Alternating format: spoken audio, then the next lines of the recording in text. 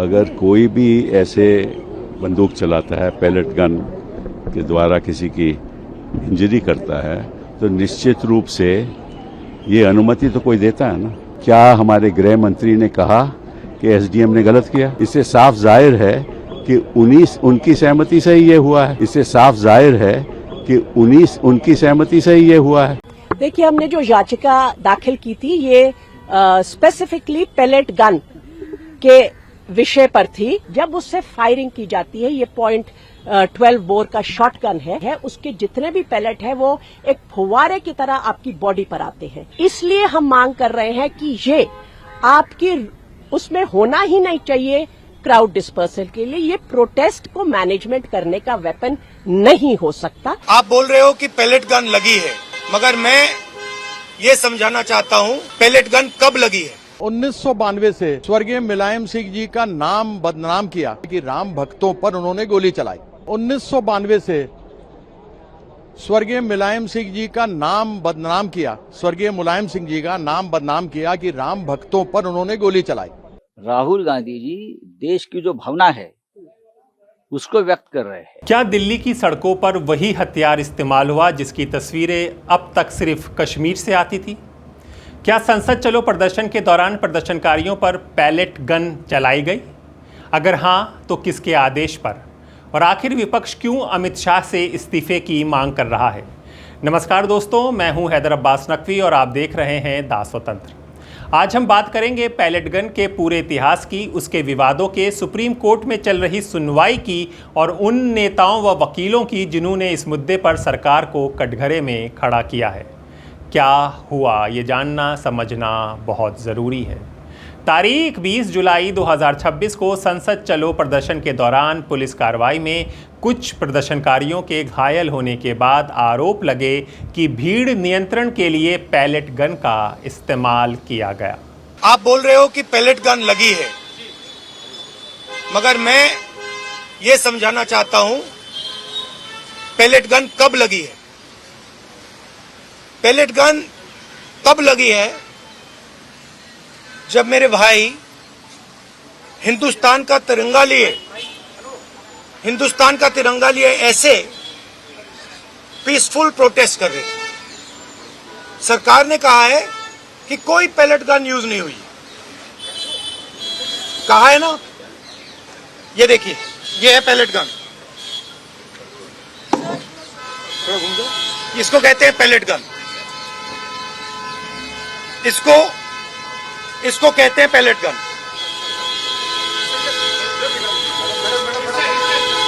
ठीक है। कुछ प्रदर्शनकारियों ने मेडिकल रिकॉर्ड और तस्वीरों के आधार पर दावा किया कि उनके शरीर में पैलेट जैसी चोटें मिली हैं। इसके बाद ये मामला सुप्रीम कोर्ट तक पहुंचा। दूसरी ओर दिल्ली पुलिस के इन आरोपों से इनकार किया और कहा कि उसके पास पैलेट गन नहीं है। सीआरपीएफ की आंतरिक समीक्षा में ये कहा गया कि बल ने मानक प्रक्रिया एसओपी के तहत कार्रवाई की और गैर घातक साधनों के उपयोग को अधिकृत बताया गया।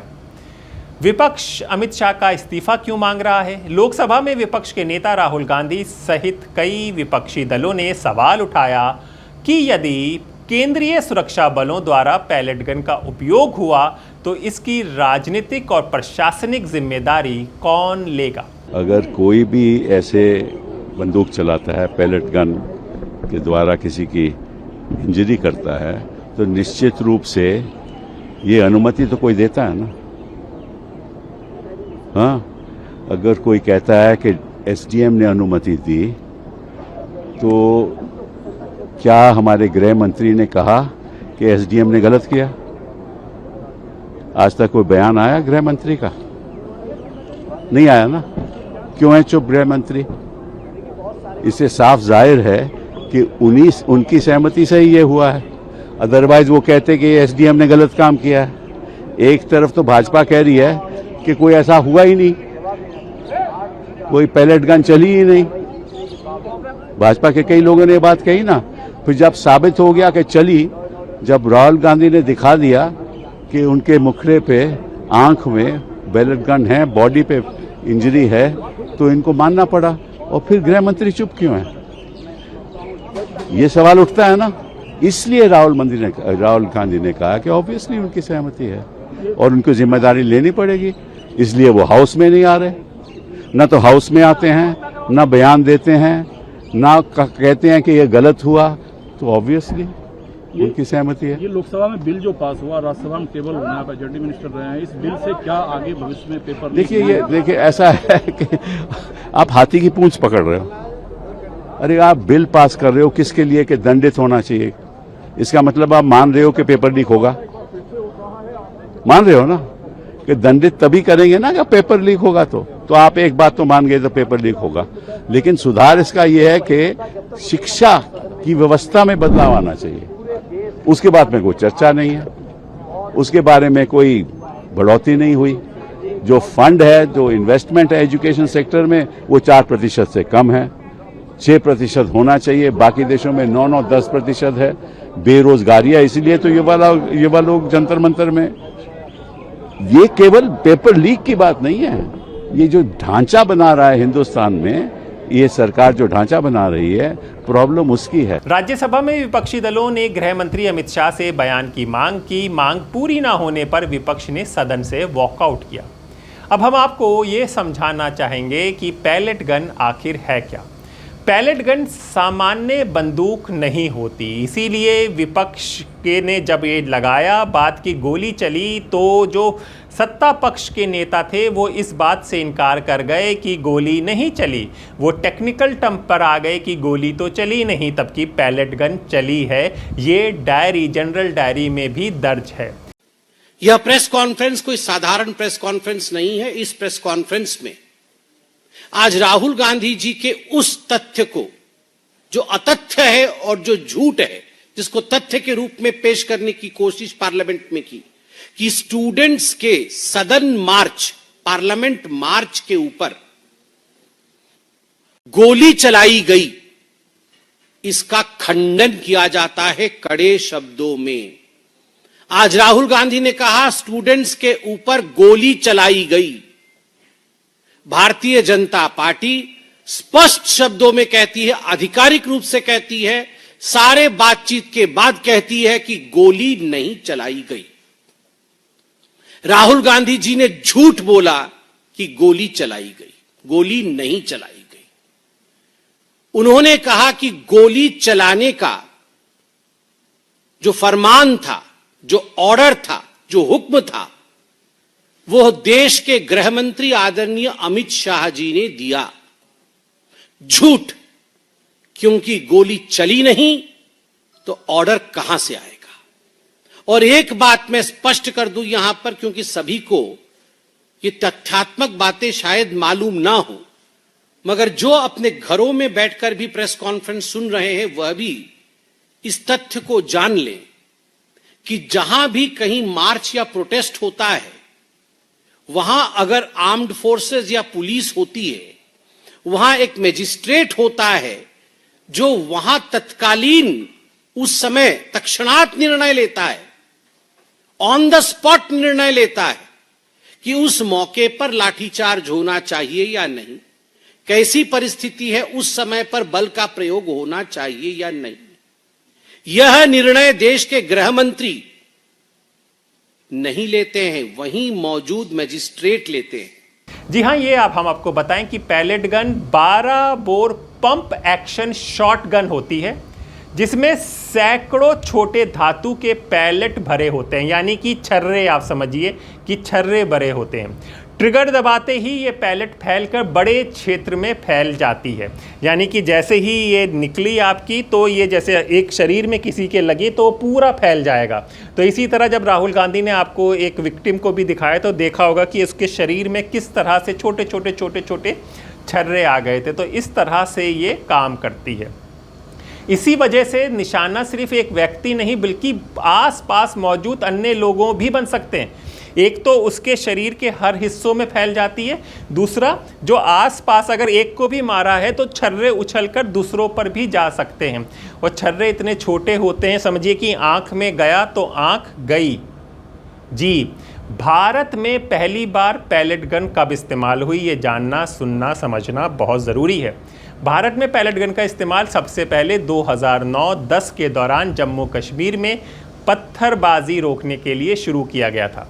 सरकार ने इसे नॉन लीथल यानी कम घातक हथियार बताया था, लेकिन बाद के वर्षों में हजारों लोग घायल हुए और बड़ी संख्या में लोगों की आंखों की रोशनी चली गई। जी, जो हम आपको बता रहे हैं।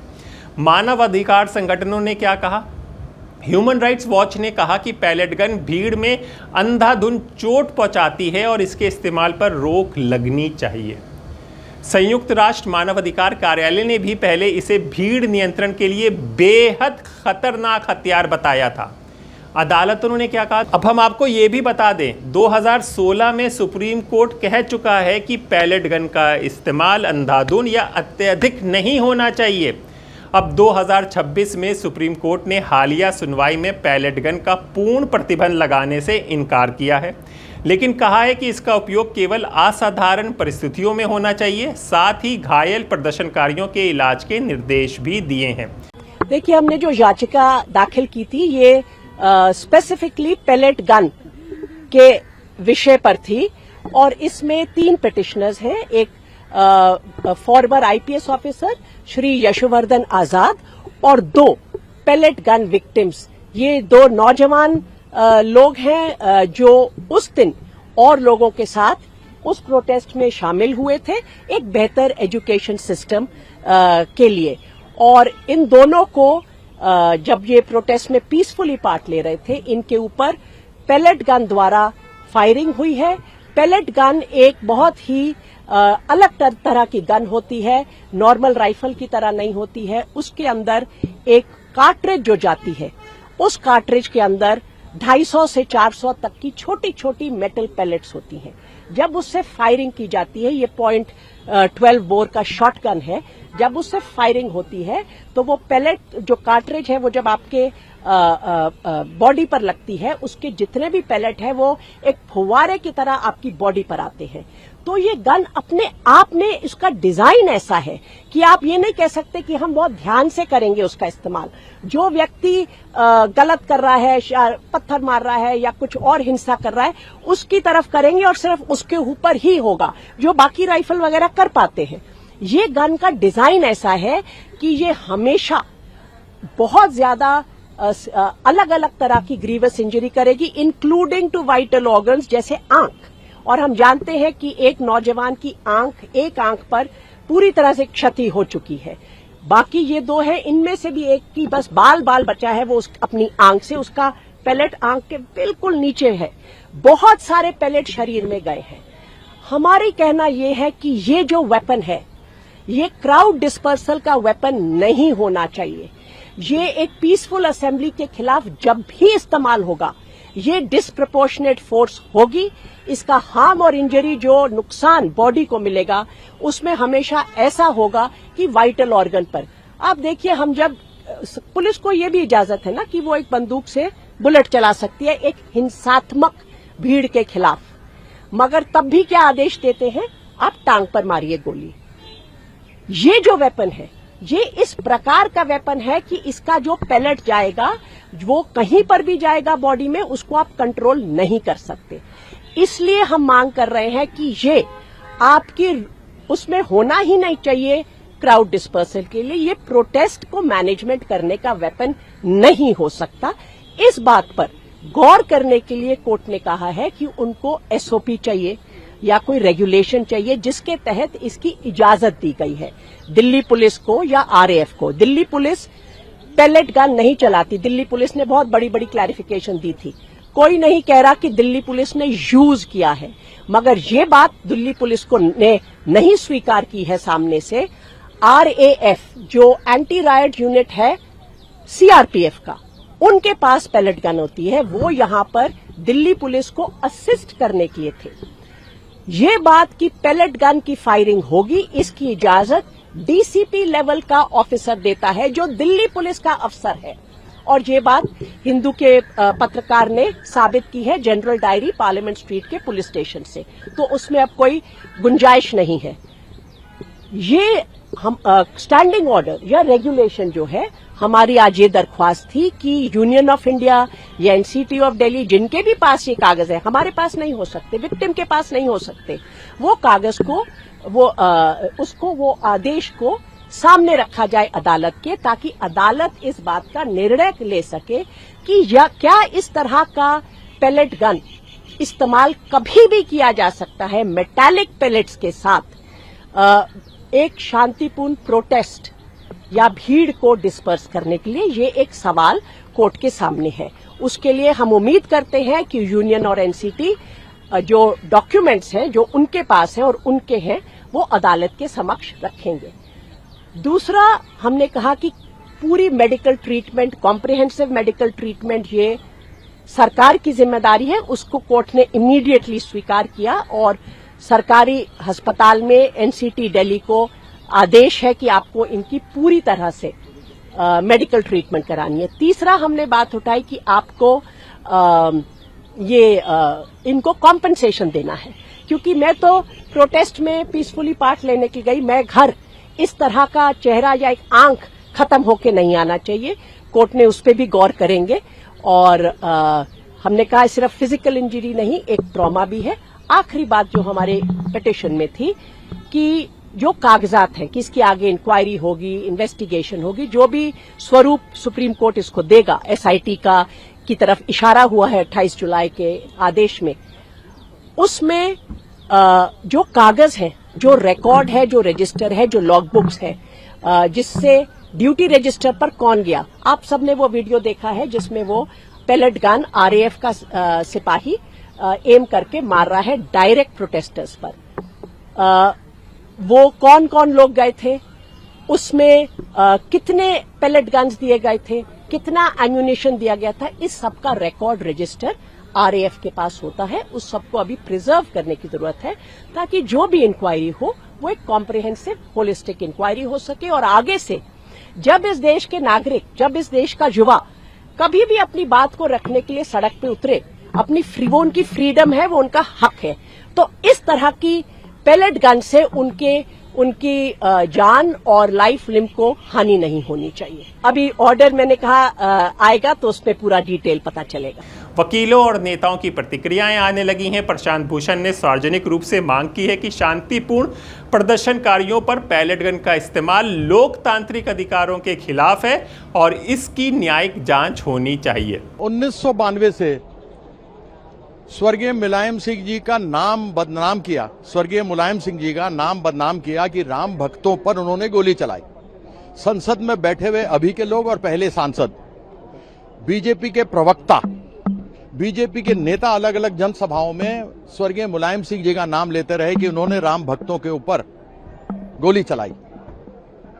आज उनको यह जवाब देना पड़ेगा और उन्हीं से मैं पूछता हूं प्रश्न, राहुल गांधी से नहीं, प्रश्न में बीजेपी के सभी लोगों से पूछता हूं, चाहे वो संसद में बैठे हों या अपने मुख्य कार्यालय में। यदि उस समय आप मुलायम सिंह जी को बदनाम कर रहे हो कि उन्होंने गोली चलाई, तो फिर अभी ये क्यों नहीं कहा जा सकता कि अमित शाह ने गोली चलवाई और पेलेट गन चलवाए? क्या इसकी सूचना पुलिस ने अमित शाह जी को नहीं दी? यानी अमित शाह जी को पुलिस वाले भी नहीं पूछते? इसका प्रश्न का जवाब देना है। यह एक यक्ष प्रश्न है। उसके बाद जब बीजेपी जवाब देगी कि मुलायम सिंह सही थे या गलत, उसके बाद यहां अमित शाह के ऊपर बात होगी। सर, हॉकी टीम की जर्सी बदल दी गई है, ऑरेंज कर दी गई। अरे छोड़िए, क्या ऑरेंज और ग्रीन, कोई फर्क नहीं पड़ता, परफॉर्मेंस मैदान पे होना चाहिए। क्रिकेट के तो हम भी सफेद कपड़ों में खेला करते थे। रंग से नहीं होता, परफॉर्मेंस से होता है। ध्यान रखिए, धर्म से मंदिर में चले जाएं, मस्जिद में चले जाएं, गुरुद्वारे में चले जाएं, गिरजाघर में चले जाएं, 100 रुपए चढ़ा दें और कहें भगवान मेरी सेंचुरी बनवा दो, कल तो नहीं बनती, अपने कर्म से बनती है। इसलिए कपड़ों से नहीं होता, आपके खेल की दक्षता क्या है उससे होता है। लेकिन ब्लू तो पहचान रही है इंडियन टीम की। हाँ, तो फिर ब्लू क्यों नहीं रखते? हमारा यदि रंग खेलों का ब्लू रहा है तो वही रहना चाहिए ना। उसके ऊपर इस प्रकार का धार्मिक रंग क्यों देते हो? बच्चों पे लाठियां चली, राहुल गांधी जी की वजह से चली। पैलेट गन चलाने का आदेश राहुल गांधी जी ने दिया था या गृह मंत्री ने दिया था? AK-47 बिहार में चली, उसका आदेश राहुल गांधी ने दिया था या भाजपा के गृह मंत्री मुख्यमंत्री ने दिया था? किस बात की माफी? भाजपा माफी मांगे इस देश के युवाओं से। हाँ, इसी नाक के नीचे संसद भवन के सामने पैलेट गन चले और डीएम और एसडीएम और मजिस्ट्रेट ने आदेश दिया है। मूर्ख समझते हैं आप देश की जनता को। मैं भाजपा के मंत्रियों से कहना चाहूंगा कि महोदय ये जेनजी है, ये सब समझती है कौन आदेश देता है, पर्दे के पीछे कौन है, डीएम देता है कि एसडीएम देता है। वो जमाना चला गया जब आप बहला फुसला लेते थे, आप जो है बात को घुमा लेते थे। देश जानता है कि किसने आदेश दिया है, किसके इशारे पर। और अगर इसी दिल्ली में अमित शाह जी के बिना नॉलेज के अगर मजिस्ट्रेट पैलेट गन चलाने का आदेश दे रहा है तो मुझे लगता है गृहमंत्री जी को स्वतः आगे आकर के कुर्सी छोड़ देनी चाहिए, कि मजिस्ट्रेट उनसे पूछ ही नहीं रहा है, इतना महत्वपूर्ण कार्य कर रहा है, गोली चलाने का आदेश दे रहा है, पैलेट चलाने का आदेश दे रहा है, गृहमंत्री को पता ही नहीं है। देखिए, राहुल गांधी का जो अटैक है गृह मंत्री अमित शाह जी के ऊपर, उसमें गलत क्या है? राहुल गांधी जी देश की जो भावना है उसको व्यक्त कर रहे हैं। उनका इस्तीफा तो बहुत पहले होना चाहिए था। जब पुलवामा हुआ था, 40 जवानों को मारा आरडीएक्स से, किसकी जिम्मेदारी है? पुलवामा पहलगाम में हो गया, 27 हमारे टूरिस्ट को मार गिराया, किसकी जिम्मेदारी है? गृह मंत्री की है ना। क्यों बचाते हो आप उनको? अभी जंतर मंतर पर जिस तरह से बच्चों का आंदोलन बहुत क्रूरता से खत्म करने की कोशिश की, गोलियां चलाई, पैलेट गन, उसका रिकॉर्ड है पूरा। संसद मार्ग पुलिस स्टेशन की जनरल डायरी में उनका पूरा रिकॉर्ड बना है। तो जिम्मेदारी अमित शाह जी की है ना। तो मुझे लगता है राहुल जी ने जो इस्तीफा मांगा है वो सिर्फ उनकी मांग नहीं है, मैं मानता हूँ देश के पूरे युवाओं की मांग है। हाँ, मैं बोला कि जनरल डायर को हमने देखा है जालियनवाला बाग हत्याकांड, उसके बाद ये मिस्टर जनरल कायर है, तो जंतर मंतर पर निहत्थे बच्चों पर गोलियां चला। राहुल गांधी ने गृह मंत्री अमित शाह से पूछा है कि आप पैलेट गन के इस्तेमाल की मंजूरी दी गई थी और जिम्मेदारी कौन लेगा। उन्होंने इस पर प्रेस कॉन्फ्रेंस भी करके सब बताया था। विपक्षी दलों ने संसद के भीतर और बाहर इस मुद्दे को उठाया था तथा गृह मंत्री के बयान और जवाबदेही की मांग की थी। अब सबसे बड़ा सवाल, अगर पैलेट गन चली तो किसके आदेश पर? क्या एसओपी का पालन हुआ? क्या शांतिपूर्ण प्रदर्शन में इस हथियार का इस्तेमाल उचित था?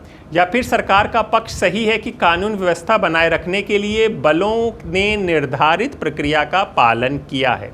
इन सवालों के जवाब जांच, न्याय प्रक्रिया और उपलब्ध साक्ष्यों से तय होंगे।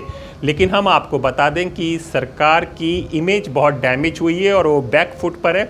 इसीलिए कल हमने आपको एक वीडियो भी दिखाया था कि वो पुलिस अधिकारियों, पुलिस के जो जवान हैं, उनके परिवारों को बिठाकर एक प्रेस कॉन्फ्रेंस भी की सहानुभूति लेने के लिए। लेकिन फिर भी ये सवाल उल्टा पड़ गया कि अगर सब कुछ शांति प्रदर्शन था और पुलिस वाले देख रहे थे कि वहाँ पर अराजक तत्व हैं, तो उनको क्यों नहीं अरेस्ट किया गया? तो ये सवाल अब फिर दोबारा पुलिस से लोग पूछने लगे हैं उनके परिवार की प्रेस कॉन्फ्रेंस के बाद। दोस्तों, लोकतंत्र में विरोध प्रदर्शन भी अधिकार है और कानून व्यवस्था बनाए रखना भी राज्य की जिम्मेदारी है। लेकिन जब भीड़ नियंत्रण के लिए ऐसे हथियारों को इस्तेमाल के आरोप लगते हैं जिनसे इतनी गहरी चोट और आंखों की रोशनी भी जा सकती है, तब जवाबदेही की मांग स्वाभाविक रूप से उठती है। इस पूरे मामले पर सुप्रीम कोर्ट की निगाह भी है और राजनीतिक बहस भी जारी है। आपकी क्या राय है? क्या पैलेट गन का पूर्ण प्रतिबंध होना चाहिए? और क्या अपने बच्चों को, अपने जेनजी को, आने वाले भविष्य को हम पैलेट गन की गोलियां बरसाकर डराएंगे? वो अपने अधिकार के लिए सड़कों पर आए थे, सरकार नहीं मान रही थी। अगर हम यही कह रहे हैं, अगर ये आंदोलन गलत था तो फिर इस्तीफा क्यों लिया गया? अगर इस्तीफा लेना था तो फिर आंदोलन को इतना क्यों बढ़ाया गया कि पैलेट गन का इस्तेमाल करना पड़ा? आप अपनी राय हमें भेज सकते हैं। अपने दोस्त हैदराबाद नकवी को इजाज़त दें। फिर होगी मुलाकात ऐसी ही खबर के साथ जिसका ताल्लुक़ होगा आपसे। दासों तक।